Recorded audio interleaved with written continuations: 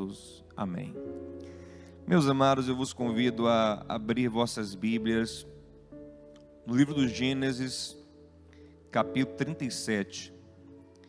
E depois, eu queria que você lesse um outro texto comigo, no Evangelho segundo escreveu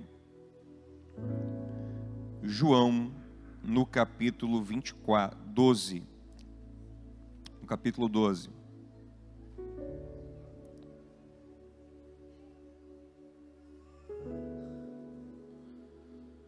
Primeiro Gênesis 37.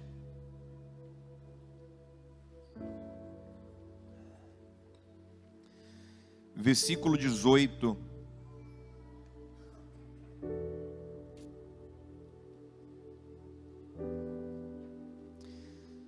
Estamos no contexto em que José está indo ver os irmãos para trazer relatório ao seu pai Jacó. Os irmãos estão profundamente enciumados, doídos com José. E prestem atenção, por favor, naquilo que os irmãos de José vão falar a respeito dele e na ação que vão propor em relação a ele. Gênesis 37, versículo 18, diz assim: de longe o viram, antes que chegasse, conspiraram contra ele para o matar. E diziam um ao outro: vem lá o tal sonhador. Tem versão que diz: lá vem o grande sonhador, ou o sonhador mor, o maior dos sonhadores. Vem lá o sonhador. Observe que o foco está nos sonhos de José. Vinde, pois, agora e matemo-lo, e lancemo-lo numa dessas cisternas, e diremos: um animal selvagem o comeu, e vejamos em que lhe darão os sonhos. Lá vem o grande sonhador, vamos pegar ele, jogar dentro desse poço, vamos ver no que darão os seus sonhos. Evangelho de João, capítulo 12, versículo 24. Jesus diz que está na hora de ser glorificado, no versículo anterior. No versículo 24, ele fala o processo que ele terá de passar para que a glorificação aconteça. Na verdade, eu vos digo, que se o grão de trigo caindo na terra não morrer, fica ele só, mas se morrer, dá muito fruto. Todos nós temos um potencial. Potencial é poder armazenado, que pode ser liberado ou não. Deus depositou em cada um de nós um potencial muito grande, especialmente depois que nós fomos encontrados por Jesus Cristo e em nós foi depositado o bom tesouro que é o Espírito Santo. Em Efésios 3:20, Paulo diz que o Senhor é poderoso para fazer infinitamente mais do que pedimos e até do que nós imaginamos, pelo poder dele que opera em nós, que foi depositado em nós. Ter potencial, entretanto, não é ter certeza de que se vá chegar ou realizar aquilo que o potencial permite. Acredito, inclusive, que a grande maioria das pessoas morre entregando muito menos que o seu potencial. E eu confesso a vocês que eu me preocupo com muito pouca coisa na vida. Mas essa é uma preocupação que de vez em quando passa na minha cabeça. Será que eu estou entregando todo o meu potencial? O que falta para que eu possa entregar tudo o que Deus colocou dentro de mim? E eu queria que você perguntasse a você mesmo agora, ao seu coração: será que você entrega todo o seu potencial? Se hoje fosse o seu velório, será que estaríamos ali diante de alguém que entregou tudo, que frutificou ao máximo do que poderia frutificar. Eu sei que às vezes quando a gente fala de potencial, a gente pensa em jovem. E alguém fala assim, hoje a mensagem não é para mim, é para os meninos. Mas por favor, tire isso do seu coração, porque a Bíblia chama pessoas de qualquer idade para liberar o seu potencial. Abraão liberou o potencial dele, começou a liberar o potencial dele com 75 anos. Moisés começou a liberar o potencial dele aos 80 anos. Caleb liberou o potencial dele com 85 anos. Arão liberou o potencial dele com mais de 80 anos. E assim temos vários exemplos na Bíblia. Nunca é tarde para a gente, pelo menos, tentar liberar o potencial que Deus colocou em nossas vidas. Muitas vezes nós, tentando medir o potencial de alguém, ou o nosso próprio potencial, nos focamos muito nas habilidades que tal pessoa tem, no talento que essa pessoa tem, nos recursos que ela possui. E de fato isso é uma forma, sim, de avaliar potencialidades. Porém, eu ouso dizer que habilidades e talentos são uma parte do potencial e uma parte menor do potencial. Você já deve ter ouvido alguém falar assim, que o trabalho duro vence o talento. E isso é verdade. E o que faz alguém trabalhar duro, por exemplo? É um outro aspecto da potencialidade no seu coração. É a capacidade de acreditar. Potencial tem muito mais a ver com a capacidade de olhar para o futuro e projetar e acreditar e buscar do que com talento em si. Eu digo a você que se nós tivermos capacidade de olhar para frente e buscar alguma coisa, é muito mais provável que nós a alcancemos do que aquela pessoa que tem talento, mas que não se move porque não tem força, não tem fé, não crê, não visualiza nada. Interessante que essa capacidade de olhar para frente, de projetar e de visualizar, tem tudo a ver com fé. Hebreus 11:1 diz que a fé é um fundamento firme de coisas que se esperam, é uma convicção daquilo que ainda você não vê, mas você crê. E às vezes a gente pensa que como crentes nós não devemos projetar, não devemos sonhar, devemos deixar Deus nos levar na vida. Mas é engraçado que esse deixar Deus nos levar na vida é muito parecido com a filosofia que eu chamo de Zeca Pagodiniana. Deixa a vida me levar, vida leva eu. Isso é totalmente antibíblico. Se você olhar para a Bíblia, você vai ver Deus o tempo todo chamando os homens para projetarem, para construírem o futuro em fé. Provérbios 16:1 diz assim: o projetar é do homem, mas do Senhor vem a resposta. Mas não está dizendo que não é para você projetar, está dizendo que é para você projetar e esperar uma resposta de Deus, como um gerente que faz um projeto para a empresa e apresenta ao dono para aprovação. Tanto que o versículo 3 fala: consagre os teus projetos ao Senhor e eles serão bem-sucedidos.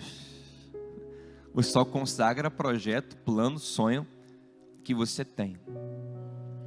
Você olha para um menino bom de bola, que chega ao sucesso, não pense que apenas o talento dele o fez chegar lá, mas todo um projeto, todo um plano, todo um sonho. Não sei quem assistiu, por exemplo, o King Richard, Criando Campeãs. Eu quero recomendar para todos esse filme maravilhoso, que deu ao Will Smith o Oscar de melhor ator. É um filme maravilhoso, e você vai ver que muito mais do que o talento das irmãs Williams, que é um talento notável, mas o projeto daqueles pais levaram elas a chegarem onde chegaram.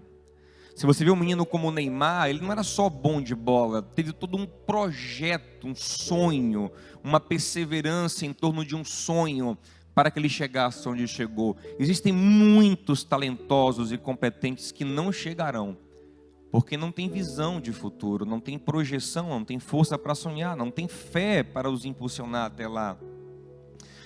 Ontem eu estava feliz aqui, olhando para a igreja, a gente teve um encontro de voluntários e tinha cerca de 80 voluntários aqui, fora os que não vieram por diversos motivos. Se todos viessem, seriam para lá dos 120 voluntários aqui. Eu estava lembrando que 120, 150 era o que nós tínhamos de pessoas na máxima capacidade da igreja lá na Barra até outro dia.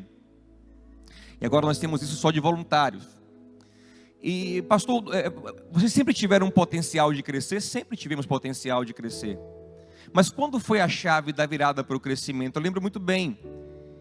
Foi um dia de culto na Barra, o culto da noite, que era um culto mais vazio. E na época eu estava fazendo o culto correndo, porque eu tinha que pregar lá e correr para Patamares, para um culto ainda menor.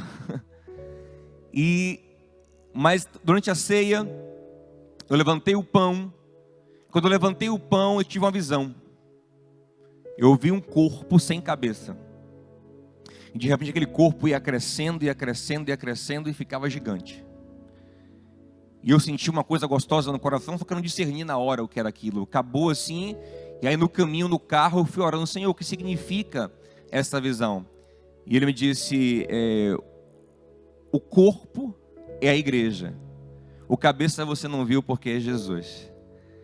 Mas o corpo é a igreja. E agora vocês vão crescer. Então, a partir daquela visão, a partir daquela convicção divina que era a hora de crescer, nós nos movemos para liberar um potencial que sempre tivemos. Ok? Olha para alguém: ah, pastor, não gosto disso. Então não faça, faça se você quiser. Mas diga assim, ó: para liberar o potencial, você tem que sonhar.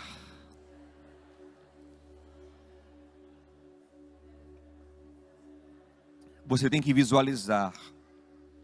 Você tem que ver alguma coisa.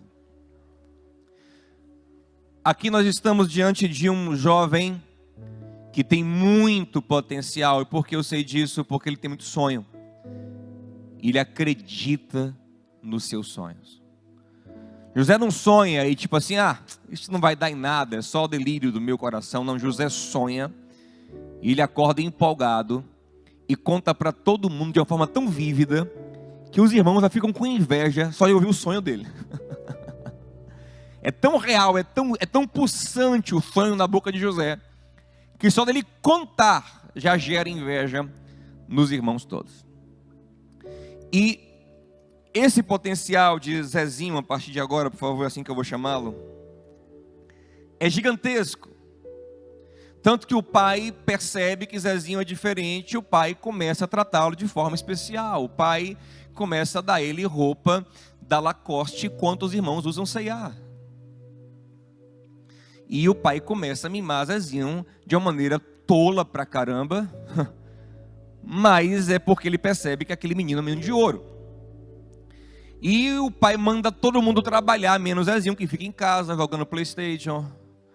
Fica em casa no Instagram o dia todo, usando o seu iPhone 13, já coçando para comprar o 14. Esse é Zezinho, enquanto os irmãos ralam lá, pastoreando o rebanho. O Zezinho, o máximo que ele faz, já com 17 anos, lembre que na cultura hebraica, com 13 você já é homem, com 17, o máximo que ele faz é ir lá espiar os irmãos e vir fofocar para o pai. E esse Zezinho, menino de ouro, mas que o potencial não desabrocha, porque o pai super protege. Preste atenção: potencial em nossas vidas é como o potencial de uma semente. A semente, ela é maravilhosa. Ela tem um potencial, um único caroço de qualquer coisa pode gerar toda uma plantação. Só que para que isso aconteça, ele precisa ser plantado, colocado na terra, onde ele vai sofrer uma deformação profunda. Você que já plantou feijão na escola, lembra daquela experiência? Feijãozinho lindo, daqui a pouco ele está todo esquisito, rachando todo, vai saindo um negócio esquisito dele que é a raiz, até um mau cheiro sai dele. Ele vai se deformar todo, perder aquela beleza, aquela formosura, para poder liberar o potencial. Jacó jamais estava disposto a ver Zezinho sofrer daquela forma. Se você ler em Gênesis capítulo 33, você vai ver que antes de encontrar Esaú, e Jacó teme esse encontro, porque depois de 20 anos Esaú quer se vingar de Jacó, Jacó então começa a tomar medidas protetivas em relação à sua família, e ele coloca a família meio que separada, para que se Esaú pegar uma parte, não pegar a outra. E você vai ler que o mais escondido lá atrás, sabe quem era, gente? Zezinho, lógico. Jacó jamais deixaria esse menino sofrer. E é por isso que na mão de Jacó, ele nunca ia liberar o seu potencial. Ouça uma coisa: enquanto nós nos poupamos, ou poupamos quem nós amamos demais das dores necessárias, o potencial nunca virá para fora. Eu cresci numa geração, a minha geração é a geração da galera que os pais começaram a super proteger, né? Então é muito comum na minha geração que o menino com 10 anos fosse visto para o pai como uma promessa, como alguém que ia arrebentar, como alguém muito inteligente, como alguém cheio de potencial, mas era um menino que não arrumava uma cama. E aí com 15 anos o pai dizia: você vai ver, puxou o pai isso aqui é inteligente. Mas o menino continuava no Danoninho e no videogame, no PlayStation, e não fazia nada. Então com 20, o pai dizia: não, quando entrar na faculdade você vai ver. Ele entrou na faculdade e continuava sem pagar,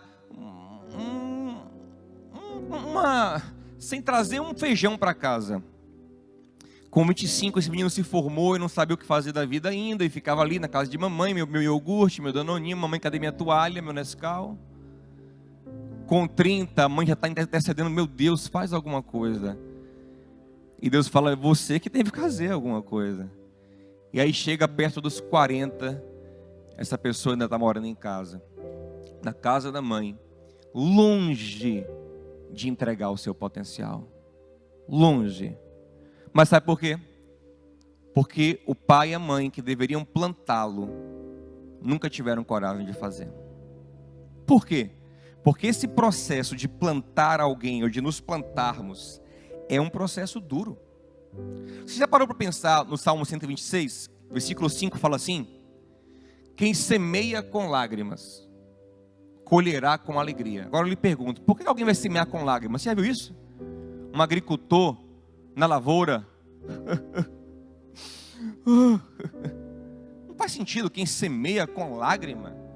O versículo seguinte explica, versículo 6: quem vai levando e andando a preciosa semente, vai chorando enquanto semeia. Por que ele chora? Porque ele sabe que a semente é preciosa, e dói deixar a semente cair na terra, dói abrir mão, desapegar, permitir esse processo doloroso, dói. Jacó não ia deixar José viver isso. Os discípulos de Jesus não queriam deixá-lo viver isso. Lembre que quando o Senhor falava em cruz, que era o plantio do Pai em Jesus, para que ele não fosse apenas um grande profeta na terra, mas fosse a maior árvore de todos os tempos. Passava por uma deformação na cruz, passava por um plantio na terra, para que ao terceiro dia ele brotasse e se tornasse o que ele é hoje. Mas os discípulos diziam que não, Senhor, longe de ti, você não pode viver, para que fazer isso? Tenha dó de você mesmo. Autopiedade, olha isso, autopiedade, a maior armadilha contra o potencial que Deus tem em nossas vidas. É o que mais impede de que Deus faça em nossas vidas o que Ele tem para fazer. Tanto que quando Pedro fala isso, tenha dó de ti mesmo, em Mateus 16, Jesus diz a ele: para trás de mim, Satanás. Essa conversa de me poupar demais é satânica. Porque se eu me poupo demais, eu não libero o que Deus tem na minha vida. Se o grão de trigo não for moído, se ele não morrer, ele fica sozinho. Mas se ele morrer, se ele for deformado na terra, ele vai dar muito fruto. É interessante que Jacó não plantou José, ele não tinha coragem disso. Mas Deus não queria perder aquela semente. E como Jacó não fez, Deus usou alguém para fazer. E presta atenção, isso é muito comum, viu? Muitas vezes, por você não se jogar para ser plantado e viver os processos necessários, Deus usará alguém, ou alguns, mesmo que com maldade no coração, mas é Ele no controle. Como Jacó não fez, os irmãos de José fizeram. Preste atenção se isso não é um plantio. Lá vem José, nós lemos juntos. Os irmãos dizem: lá vem o grande sonhador, lá vem o sonhador mó, lá vem a semente cheia de potencial. Vamos ver o que vai dar? Vamos pegar, jogar embaixo da terra e esperar para ver no que vai dar. Gente, isso é um plantio. Os irmãos de José estão plantando ele, mas na verdade não são os irmãos. Em Gênesis 45, José fala: Deus me enviou para cá pela mão de vocês. E muitas vezes Deus permite situações duras em nossas vidas para que deformações aconteçam e nós possamos brotar em nosso potencial, gente. Imagina Zezinho, que era o menino do iPhone do Danoninho, num dia, no outro dia está manietado numa fila de escravos, está no mercado de escravos com um cara abrindo a boca dele para ver os dentes, e dizendo assim: eu quero comprar esse aqui. E no mesmo dia está lavando latrina dos outros,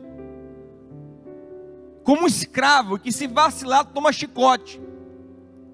De menino mimado do iPhone 13 a escravo no dia seguinte.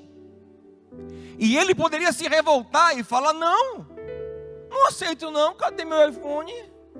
Sem um iPhone eu não faço nada. Ele podia não aceitar aquele processo, ele podia lutar contra, mas quem disse isso? A Bíblia diz que José, Zezinho, foi o melhor dos escravos de Potifar. Ele aceitou uma nova forma, porque ele entendia, aleluia, que era Deus trabalhando na vida dele. A gente passa por vários ciclos de plantio para se desenvolver. Um dos que eu passei mais interessantes foi quando eu fui passar um tempo nos Estados Unidos. Isso mudou a minha vida. Eu, na minha casa dos meus pais, tinha certo conforto e não fazia nada, não arrumava nem minha cama. E aí eu passei na faculdade estadual, né? Ia demorar um tempo ainda para começar o meu curso. E um pastor amigo americano falou: rapaz, vem para cá, passa um tempo aqui comigo aqui, aprendendo inglês, sim, enfim, vai ser maravilhoso aqui e tal, vem para cá. E sabe, eu fui com aquela cabeça assim: poxa, vai ser massa, passar 6 meses na América, sabe? E para piorar a minha perspectiva, antes de eu ir embora, assim, no último domingo, no culto da igreja, oraram por mim, como fizeram com o Samuel aqui: vamos orar por Diogo, ele vai estar passando um tempo nos Estados Unidos e tal. E aí, acabou o culto, veio uma profetisa e falou comigo assim: olha, eu vejo você na América como José no Egito. O que é que eu pensei logo de cara? Vou governar. Meu amigo, poderoso esse negócio, gostei demais, fiquei super animado. Só que eu não lembrei que antes de governar, o cara foi escravo, meu amigo. Não interpretei tão bem a profecia. Cheguei lá, de fato, fui morar numa mansão para ser um empregado. E lembro que a primeira coisa que me impressionou na casa é que todos os trocentos quartos tinham uma hidromassagem. A princípio eu gostei quando eu vi aquilo. Quando eu entendi que eu tinha que lavar toda semana, não sei se você já lavou hidromassagem, é um inferno. Não sai a sujeira, tem que esfregar com um produto químico forte. Meu amigo, eu virei o Cinderelo. E aí eu fui trabalhar, porque meu pai que disse: estou contigo. Depois disse: você vira em nome de Jesus. E aí eu tinha que ganhar dinheiro para comer. E aí fui fazer trabalhos diversos, fui virar pintor. Eu tenho um negócio com sangue que se eu me cortar, fico meio tonto, né? Eu lembro que eu estava pintando uma janela, uns tantos metros de altura, terceiro andar de uma casa, em cima de uma escada, com a gilete na mão para raspar o vidro, e cortei o meu dedinho. E lá em cima eu falei: Senhor, recebe a minha alma agora, porque a dessa eu não passo. E eu achei que ia cair, não tinha jeito. E eu fui descendo, os mexicanos, meu parceiro: cuidado menino, cuidado. E eu descendo a escada, quase caindo, o menino segurando a escada embaixo. Imagina. Outro dia eu era Zezinho em casa, jogando meu PlayStation, gente. E agora eu era um pintor, quase morrendo numa escada. Para mim um dia decisivo foi quando eu comecei a trabalhar colocando piso sintético. Esse piso... esqueci o nome. Esse piso sintético, né? Que simula pisos verdadeiros, né? Um plástico e tal. Uma borracha. E aí eu estava trabalhando nisso. O patrão canguinha me pegava às 6 da manhã em casa, me devolvia às 11 horas da noite. Era o dia todo trabalhando, almoçava um hot dog terrível. O patrão era muito canguinha. Lembra uma situação que a gente viveu? Que todo dia ele comprava para a gente uma raspadinha, tipo um brinde assim. Uma raspadinha no posto americano, é muito comum isso. E aí passa, a gente raspava o dinheiro. A raspadinha era comum ganhar $3, $4, $5. Beleza. Teve um dia que eu raspei, a minha veio $500, meu amigo. Quando eu falei $500, ele disse: é meu. E tomou na hora a minha raspadinha. Então, era assim que a gente vivia. E aí eu lembro um dia que eu estou carregando um rolo daquele negócio pesado, já é 11 e tanta da noite, um frio retado em Atlanta, e eu carregando um rolo de piso nas costas, 11 e tanta, para levar para o carro. E aí eu pensei, eu falei: meu Deus, o que eu estou fazendo aqui? Eu olhei assim: meu Deus, assim, caiu a ficha, né? O que eu estou fazendo aqui? Eu podia estar em casa agora de boa, na minha cama, sabe?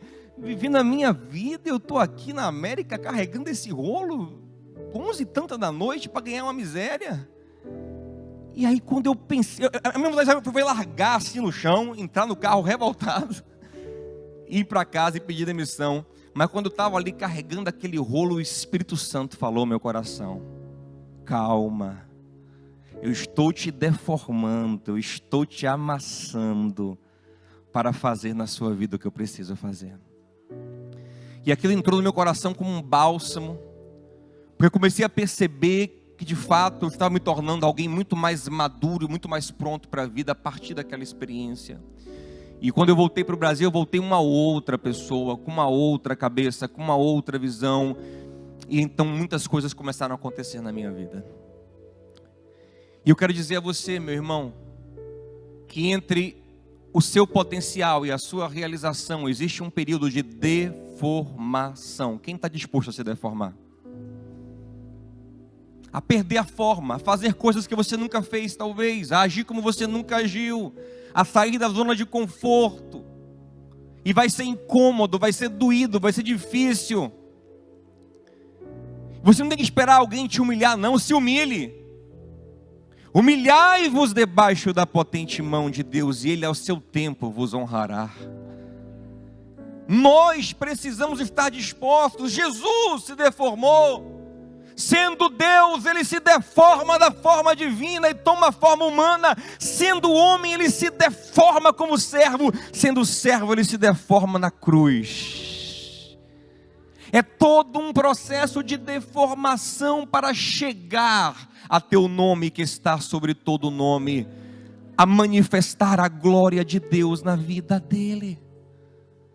O problema é que nós não queremos. O problema é que quem está em nossa volta nos superprotege, achando que é amor, mas na verdade só está nos estragando. E é interessante que nesses momentos em que você está sendo deformado, como uma semente embaixo da terra, ninguém está vendo o que está acontecendo. Parece que é tudo muito inútil, sabe? Parece que você está ali num lugar que não faz sentido isso aqui. Por que eu estou vivendo isso? Para que eu estou vivendo isso? Mas é aí que você tem que ouvir a voz do Espírito Santo dizer a você: calma, faz parte. A recompensa vem depois. O fruto vem depois. Calma, o enraizamento vem antes da frutificação. Aleluia. Diga a alguém aí: o enraizamento vem antes da frutificação. O nosso problema é que nós somos cada vez mais imediatistas. Nós não temos paciência para enraizar. A gente quer brilhar, meu amigo. A gente quer brilhar. Por isso que a nossa geração é a geração que mais toma golpe em pirâmide. Porque chega alguém e fala: rapaz, quer ficar rico do dia para a noite? Quero. A gente não quer fazer um enraizamento doído, difícil, profundo, oculto.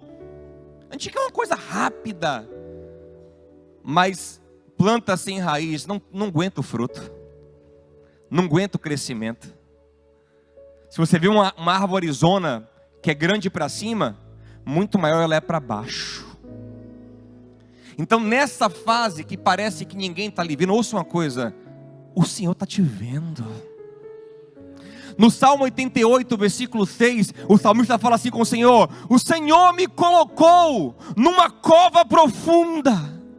O Senhor me colocou ali, e ali o Senhor me viu. Ele é um agricultor que não perde a semente de vista. Ainda que eu faça minha cama no Sheol, no mais profundo abismo, Salmo 139, até ali a tua mão me sustentará. Nem sempre a bênção de Deus está no brilho dos holofotes, mas às vezes está lá, no processo profundo do enraizamento. Zezinho passou anos ali, frutificando, enraizando, até que ele começa a brotar para cima. Começa a ser notado na casa de Potifar. Começa a se assanhar para dar os seus primeiros frutos. De escravo normal, ele vira mordomo na casa de Potifar. Começou a ser reconhecido. Mas aí no meio desse processo, onde ele começa a crescer, vem uma poda.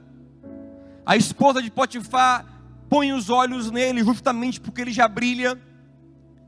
E ele, podendo ali em oculto pecar, e ninguém saberia, porque ninguém estava ali a não ser ele e ela. Inclusive, a olhos humanos, talvez ela ainda ajudasse ele a crescer ainda mais. Mas ele sabe que o crescimento dele não vem de mãos humanas, mas vem da mão de Deus. E ele fala para ela: eu não posso fazer isso contra o meu Deus.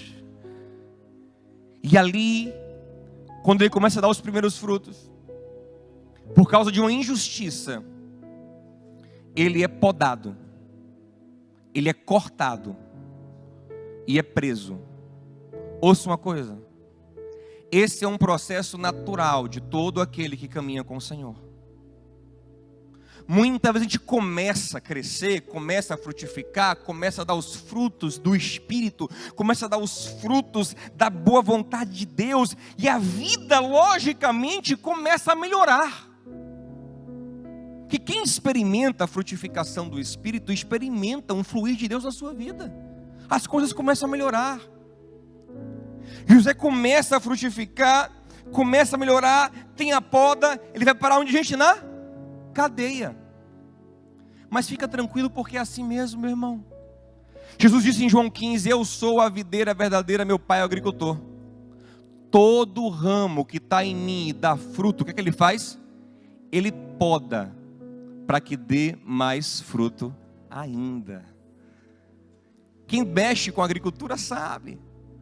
Não deve se impressionar demais com os primeiros frutos, mas você deve preparar a planta para que ela possa frutificar mais ainda. Você direciona ela, você limpa ela, você percebe o potencial dela e você a prepara para que ela não frutifique apenas uma vez, mas para que ela possa sempre frutificar. E Deus muitas vezes faz isso conosco. Ele nos apara para que possamos frutificar mais ainda. Zezinho foi podado e ele está na cadeia, mas ele não deixou de crer, e por isso ele continua tendo potencial. Ouça uma coisa: não sei que poda aconteceu na sua vida, eu sei que aconteceram na minha vida. Eu sei que na hora que a poda vem em nossa vida, a vontade que dá de desistir, dá um desânimo. Pô, estou indo bem, estou crescendo, estou caminhando. Aí vem essa injustiça, vem essa poda, vem esse juízo, enfim, vem algo que me diminui, dá uma desanimada.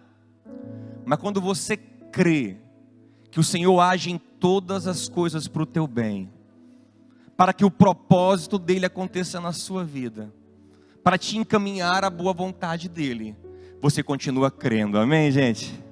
E Zezinho, mesmo na cadeia, ele continua crendo. Tanto que ele crê que ele não tem trauma. Os sonhos dele levaram ele ali. Ele podia ser um cara traumatizado, não, negócio de sonho, de Deus, não quero essa conversa não. Pelo contrário, ele se interessa pelo sonho de outros. Ele mostra ainda que tem amor e vida. Ele mostra que crê em sonhos. E por se envolver no sonho dos outros, ele vai frutificando de novo. Se torna notável na cadeia. Olha que interessante, ó. Primeiro, de menino mimado a escravo, virou o melhor escravo. De escravo a mordomo. De mordomo a preso injustamente. E se torna um preso tão exemplar que vira auxiliar do carcereiro. Onde tiver, frutifique, meu irmão. Não espere um lugar bom. Seja você bom em nome de Jesus. Seja você alguém que manifesta a graça de Deus onde você estiver, em qualquer lugar. Zezinho na cadeia é tão confiável que o carcereiro confia a chave da prisão na mão dele. E ele vai crescendo de novo, até que ele fica grande demais para a cadeia. E plantam ele, levam aquela planta para a sala de Faraó. Quando o Faraó come daquele fruto, Faraó diz: nossa, esse menino, essa árvore não pode ficar só aqui no meu palácio. O Egito precisa da sombra dessa árvore. Você conhece a história, né? Ele revela o sonho de Faraó, ele mostra a Faraó que ele tem o espírito, que ele tem fruto. Faraó então faz o quê? Faraó aduba José e planta ele no centro do Egito. E ele vira uma árvore tão grande, mas tão grande, que todos os povos do Oriente Médio têm que vir ao Egito para se alimentar em Zafanate Paneia, que na verdade era Zezinho, uma pequena semente. Isso me lembra Mateus capítulo 13, versículo 31, quando Jesus diz que o reino de Deus é como um grão de mostarda, a menor das sementes, mas depois que plantada, vira a maior das árvores, e os pássaros vêm se abrigar nela. Assim é o que Deus faz em nossas vidas. Começa pequeno, como uma pequena semente plantada com fé, mas ela cresce, passa a abrigar outras pessoas no projeto de Deus nas nossas vidas. E agora vem gente dos 4 cantos do mundo conhecido na época para se alimentar de Zezinho, aquela grande árvore. Até que um dia aparecem 10 homens, 10 irmãos cananeus. Cananeus não, hebreus, né? Mas que viviam na região de Canaã, por isso chamaram de cananeus. 10 hebreus de Canaã, melhor dizendo. E eles aparecem diante de Zezinho, e a primeira coisa que acontece é que Zezinho reconhece eles de cara. Mas eles não reconhecem o seu irmão José. Por quê? Porque passou o tempo e eles são as mesmas pessoas. Fácil de reconhecer. Mas passou o tempo e a semente agora é uma árvore tão poderosa que é difícil de reconhecer. Sabe o que significa isso? Quem é plantado e passa um processo fica irreconhecível. Do tanto que muda, do tanto que cresce, do tanto que é transformado. Tem gente que eu conheci há 20 anos e quando eu olho hoje, infelizmente, são as mesmas pessoas. Os mesmos problemas, as mesmas ladainhas, o mesmo estágio da vida. Diz: meu Deus, não cresce, não desenvolve. Quando você vai ver o porquê, nunca foi plantado. Se poupa dos processos dolorosos da vida. Meu irmão, queira ser aquela pessoa que quem te encontrar de 5 em 5 anos vai dizendo: nossa, o que está acontecendo? Você fala: eu passei um processo aí, meu amigo. Eu nem te reconheço mais. É porque eu estou vivendo os processos de Deus. Você pode dar glória a Deus por você crer nisso? Você pode crer nisso, meu irmão? Que isso aconteça na minha e na sua vida. Mas e aí agora? Zezinho se vinga dos irmãos? Não, pelo contrário. Ele entendeu que os irmãos foram fundamentais para ele chegar onde chegou. E mais, olha que discernimento. Ele entendeu que ele chegou onde chegou para abençoar os irmãos. Ele falou: o Senhor me trouxe aqui pela mão de vocês, para que eu sustente vocês. Preste atenção. Uma coisa tão grande e tão importante para liberar o potencial, como a capacidade de crer, é entender o propósito do seu potencial. Porque Deus não vai cooperar com egocentrismo e com egoísmo, com soberba, com carnalidade. Discirna, para que crescer? Para que poder? Para que conhecimento? Para que recurso? Para que eu quero chegar lá? E alinhe isso ao coração do Senhor. Deus disse: eu cresci não para vos esmagar, pelo contrário, mas para cuidar de vocês. E quando ele discerne isso, o processo se completa. E então, preste atenção, então,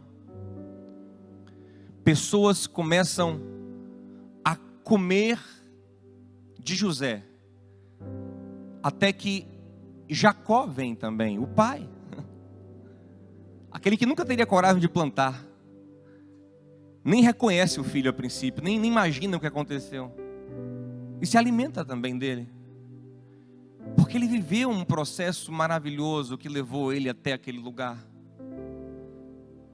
E é isso que vai acontecer na sua vida, sabe? Se você se permitir viver o que Deus te chama para viver. Processos tão profundos, que você começa a perceber-se como um abençoador, como um sustentador, como um provedor. Isso não lhe dói mais, porque isso é a sua vocação, independente do que fizeram ou não fizeram com você. Porque você entende a sua natureza. Vira e mexe, alguém fala assim: rapaz, poxa, eu tenho que sustentar as pessoas lá em casa, tenho que dar mesada da minha mãe, tenho que pagar a faculdade do meu sobrinho. Eu falo: irmão, graças a Deus. Deus te escolheu para ser o José em casa. Deus te escolheu para ser o provedor, amém? Aceita essa natureza, presta atenção. Quem recebe poder, recebe junto responsabilidade. E tá no pacote. Você vai crescendo e você vai abraçando. Você vai virando uma árvore frutífera. Vai ter mais gente pegando a fruta. Atrai. É natural, amém? Quem tem a mente fechada, egoísta, pequena, não pode ser essa árvore. Como Jesus. Jesus, ele entende quem ele é, por isso ele se deforma. Por isso, quando ele brota da terra, ele brota sem nenhum ressentimento, né? Ele foi a semente moída na cruz, plantada no túmulo de Arimateia, que no terceiro dia começou a brotar e se tornou a maior árvore de todos os tempos. E pessoas de todos os cantos do mundo vêm comer em Jesus Cristo.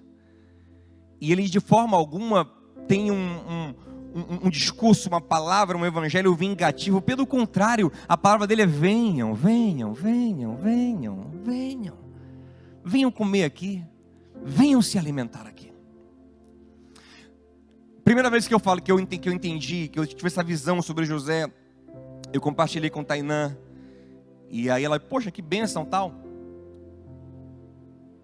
E é bom ter esposa crente, né? Porque ela agrega também a pregação, né? E aí passou uns dias, ela estava lendo a Bíblia. Ela falou assim: Diogo, aquela sua palavra é de Deus mesmo? Eu disse: você tinha dúvida que era de Deus? Mas não, que eu vi um negócio aqui na Bíblia. Caramba, é o que você falou, está confirmado aqui. Aí eu não tinha notado. E quando ela me mostrou isso, eu disse: nossa, é do Espírito Santo de Deus. Eu quero te mostrar uma coisa, se você quiser também, abra a sua Bíblia em Gênesis 49, por favor. Para a gente encerrar e orar juntos. Quando Jacó está abençoando José, abençoando os seus filhos no leito, Jacó, ele vai atribuindo a cada um dos filhos a metáfora, uma imagem daquilo que o filho é, daquilo que ele representa na terra. Por exemplo, Judá é o mais famoso por causa de Jesus, ele é o mais famoso No versículo 9 diz que Judá, a imagem dele é um leãozinho. Judá é um leãozinho. No 13 diz que Zebulon é como um porto de navios. No 14 fala que Isacar é um jumento de ossos fortes. 17 fala que Dan é como uma serpente. No 20 que Azé é como uma padaria. No 21 Naphtali é uma gazela solta. No 27 Benjamim é como um lobo. Olha o 22. José é o quê? José é o quê? José é o quê, gente? José é uma árvore frutífera. Árvore frutífera à beira de uma fonte. Detalhe especial: cujos galhos passam por cima do muro. Sabe o que significa? Não frutifica só para si. Entrega para todos os que estão em volta. Rompe barreiras, rompe mágoas, rompe limites, rompe preconceitos, rompe tudo e frutifica para a glória de Deus. Fique em pé comigo em nome de Jesus. Diga no seu coração: eu sou uma árvore frutífera. E meus galhos vão ultrapassar os muros. Observe, o galho que ultrapassa o muro, ele nem pede licença, ele só ultrapassa e deixa lá. Quem sabe o vizinho é inimigo. Sabe que pela lei, se você tem um vizinho que tem uma planta lá plantada, e o galho da árvore dele passa por seu terreno, você pode comer da fruta. É seu direito. A ideia aqui é essa. Ele não se preocupa mais com quem vai comer, ele passa os limites. E ele vai entregando, porque a natureza dele se abençoador agora. Pode ser inimigo do vizinho, pode ter uma mágoa com o vizinho, pode não falar, mas toma, vizinho, porque eu sei que eu frutifico para você também. São galhos que ultrapassam os muros. Agora, quando você ouve uma palavra como essa, que pode transformar a sua vida para sempre, você precisa responder uma pergunta: você está disposto a ser plantado?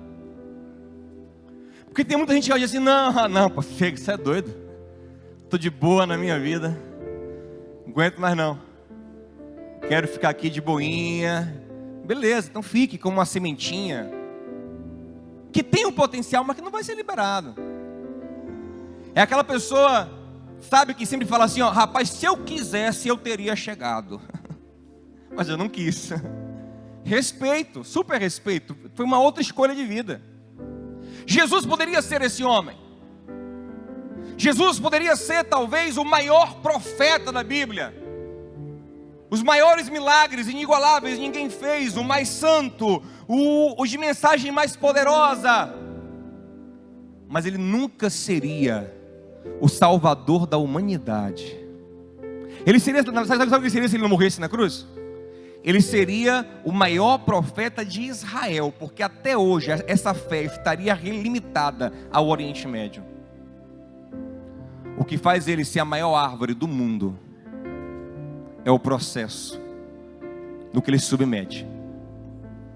Ele disse, João 12:24, se o grão de trigo não morrer, ele fica só.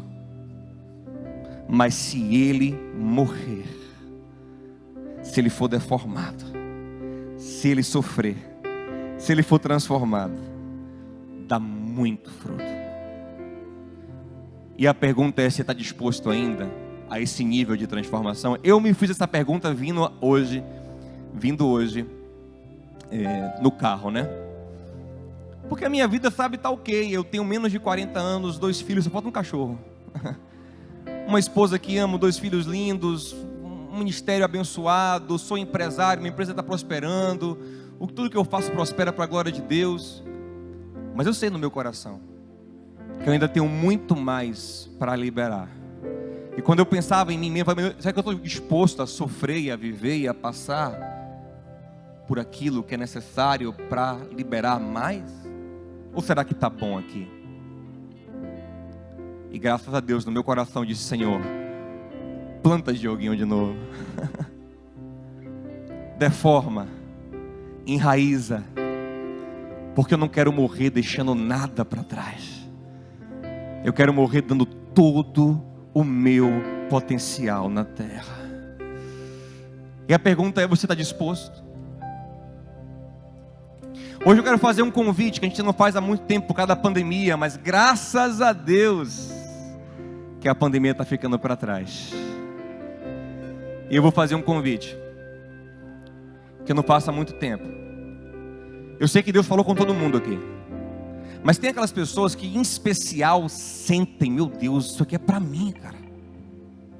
É como se o Espírito Santo gritasse no seu ouvido. E às vezes você precisa de um ato de fé especial para poder sair da inércia. E eu quero te ajudar nisso. Se você é essa pessoa que Deus falou muito ao seu coração hoje, você vai receber oração como todo mundo, mas vem receber a oração aqui na frente de maneira especial. Sai do seu lugar, vem aqui na frente e fala: Senhor, eu quero hoje muito ser plantado, ser deformado, ser transformado. E eu vou orar por todos. Quem ficar atrás não se constranja, fique também, vai ser bênção. Mas tem alguém que diz assim: ah, isso aqui é muito para mim, eu quero muito sinalizar a minha fé, eu quero muito me mover em fé. E eu vou orar para que o Senhor te fortaleça, para que o Senhor te dê graça, para que o Senhor te dê coragem, porque